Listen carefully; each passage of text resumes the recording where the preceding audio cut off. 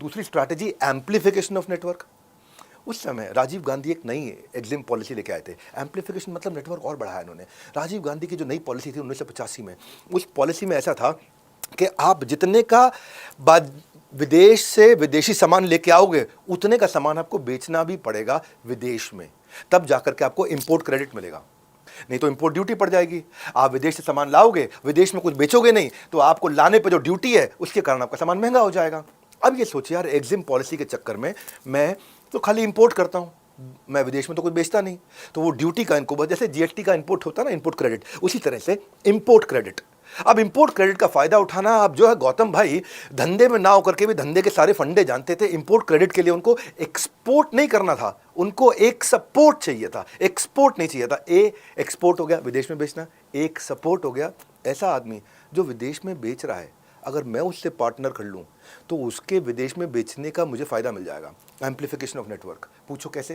इन्होंने क्या किया? ऐसी कंपनियां ढूंढनी शुरू करी। ऐसे किया कि गुज्जू दिमाग ने गुना भाग करना शुरू कर दिया, और गुजरात स्टेट एक एक्सपोर्ट कॉरपोरेशन थी कंपनी। ये जो गुजरात GSEC बोलते हैं इसको, गुजरात स्टेट एक्सपोर्ट कॉरपोरेशन, ये हैंडीक्राफ्ट बहुत एक्सपोर्ट करते थे और इंपोर्ट कुछ करते नहीं थे, तो इनके पास इंपोर्ट क्रेडिट बचा हुआ था, उसका इस्तेमाल नहीं कर पा रहे थे। ये गए उनके पास, बोला ऐसा भैया हमसे पार्टनरशिप कर लो, आप जो एक्सपोर्ट करते हो उसका क्रेडिट हम ले लेंगे और उसके बदले में आपको एक कन्वीनियंस फी दे देंगे, आपके लिए तो एक्स्ट्रा कमाई, आपका लग कुछ रहा नहीं है, आपका कुछ नहीं लग रहा। GSEC ने कहा बहुत बढ़िया आइडिया है, बताओ कितने का करो। बोला मैं तो 200 मीट्रिक टन का काम करता हूँ। अब GSEC ने दिमाग लगाया, 200 मीट्रिक टन पे समझो 200 रुपये पे 20 रुपये का, और 20 रुपये का फ़ायदा, और 20 रुपये के फ़ायदे में ये 2 रुपये की कन्वीनियंस फीस देगा, क्या फ़ायदा। GSEC ने मना कर दिया। अब ये परेशान, भैया मना कर दिया। इन्होंने कहा कोई बात नहीं, एक काम करो, सोच देखो कितनी बड़ी है। अभी बताता हूँ क्या दिमाग लगाया इन्होंने। कहा GSEC को बोला कि ठीक है, मैं अभी 200 मीट्रिक टन का काम कर रहा हूँ ना, मैं 2000 मीट्रिक टन की आपको गारंटी देता हूँ, और अगर मैं 2000 मीट्रिक टन पे एक साल में नहीं पहुंच पाया तो पेनल्टी के रूप में वो जो पैसा है वो मैं आपको वैसे ही दे दूंगा, 2000 के हिसाब से दे दूंगा, उसको पेनल्टी मान लेता हूं मैं। एक कमिटमेंट करके आ गए उनको, GSEC ने हाँ कर दिया। अब ये 200 से 2000 की तरफ जा, अभी 2 मीट्रिक टन से 20 पे गए थे, 20 से 200 पे गए, 200 से 2000 मीट्रिक टन पे, यानी कि पिछली बार से 10 गुना, उससे पिछली बार से 100 गुना। गौतम भाई ने क्या किया, इन्होंने क्या किया, अब इन्होंने बहुत कमाल कर दिया। जा करके कोरियंस को बोले मैं अब 200 की जगह 2000 मीट्रिक टन का ऑर्डर दे रहा हूं, मेरे को माल सस्ते में चाहिए। कोरियंस ने इनको 15% डिस्काउंट दे दिया।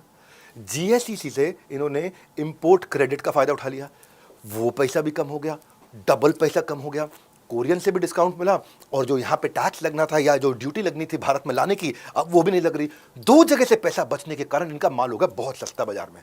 सस्ता माल होने के बाद अब इनको और कस्टमर मिल गए, इनको प्रिंस भी मिल गया, फिनोलेक्स भी मिल गया, सुप्रीम भी मिल गया, अपोलो भी मिल गया, इनको ड्यूट्रॉन भी मिल गया, प्लास्टो भी मिल गया। छोटे बड़े कई MSMEs को अपना माल बेचने लगे।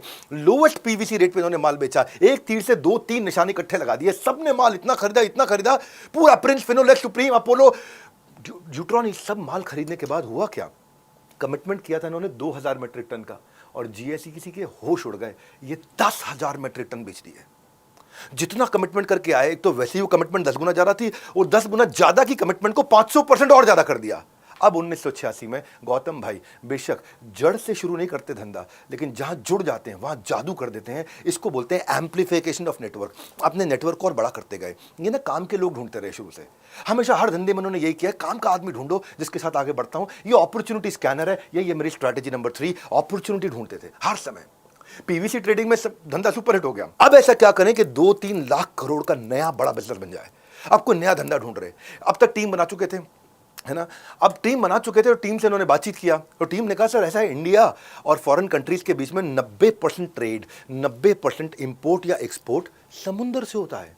बोले हाँ सर, समुंदर को खरीद ले, समुंदर का किनारा खरीद लें, अगर इसमें घुस गए तो हमारा इंपोर्ट एक्सपोर्ट तो होगा, जिसका भी होगा उस पर पैसा खाएंगे। मोटा पैसा सुन के मोटा भाई की आंखें चमक गई। फिर कहता मोटा भाई हिसाब किताब जोड़ने में लग गए, गुना भाग किया। उन्होंने कैलकुलेट किया, यार 1 लाख करोड़ का धंधा तो बन जाएगा। सुनना किया कैसे?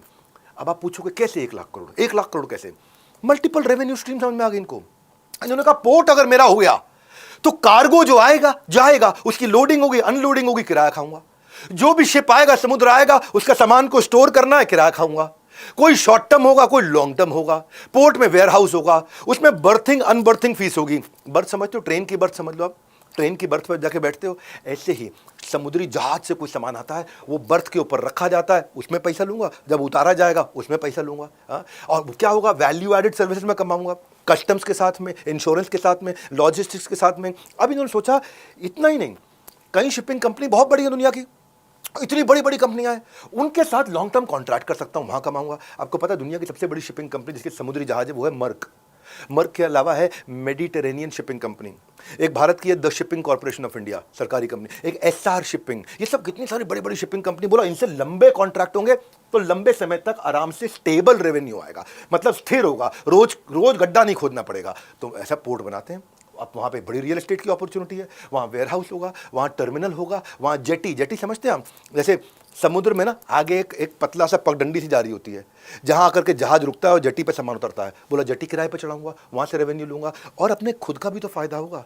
मैं भी तो इंपोर्ट कर रहा हूँ, मेरा भी तो कमीशन का आउटफ्लो होता है जब मैं इंपोर्ट करता हूँ, तो वो पैसा भी बचेगा। और जितनी दुनिया भर की कंपनीज आएंगी मेरे यहाँ ऐसी जाएंगी, तो सबका किराया खाते रहूंगा, एक बार पोर्ट बनाऊंगा किराया खाते रहूंगा और सबसे दोस्ती भी करूंगा। इनमें कोई बड़े मिल गए, उनसे कोई नया धंधा भी कर लूंगा, ऐसा नया एक्सपोजर निकाल के लाऊंगा। अब तक टीम्स पूरी रिसर्च कर चुकी थी, 2 पोर्ट सरकार खोल रही थी, एक मुंद्रा एक कांडला। दिमाग देखो गुज्जू भाई का, इन्होंने कहा कांडला छोड़ दो, मुंद्रा पकड़ेंगे। और क्यों? क्योंकि मुंद्रा में ना जो समुद्र का पानी बहुत डीप है, जब डीप होगा पानी तो बड़ा जहाज आ सकता है, अगर पानी डीप नहीं होगा तो रेत में जहाज अटक जाएगा, आगे तक नहीं आ पाएगा, किनारे तक नहीं आ पाएगा। बोला और समुद्र का पानी वहाँ डीप है, उसको लो। और वो ट्रेड जो है ना यूरोप का और मिडिल ईस्ट का, उसके नज़दीक पड़ता है मुंद्रा, इसलिए कांडला छोड़ दो, मुंद्रा पकड़ लो। गुजरात के पास लॉन्गेस्ट कोस्ट लाइन है, सबसे लंबी कोस्ट लाइन है 1600 किलोमीटर की। जितनी ज़्यादा जगह उतना पैसा छापेंगे, नोट छापेंगे। और यहाँ जो है इस तरफ मुंद्रा की तरफ टाइडल वेरिएशन जो होती है ना, क्या बोलते हैं, चक्रवर्ती तूफान जो आता है समुद्र के अंदर, बोला यहाँ बहुत कम होता है। और इसी के पास में पेट्रोकेमिकल वाले बैठे हैं, टेक्सटाइल वाले बैठे हैं, दूसरे केमिकल वाले बैठे हैं। यहाँ पे इनका डिमांड एक्सपोर्ट इंपोर्ट बहुत हो रहा है। इनको मुंद्रा में मुद्रा दिख गई और उसी मुद्रा से इन्होंने कमाया। गौतम को समझ में आ गया कि अगर ये पीस मैं खरीद लूंगा ना तो ये पीस आगे चल के बहुत वैल्यूएबल हो जाएगा।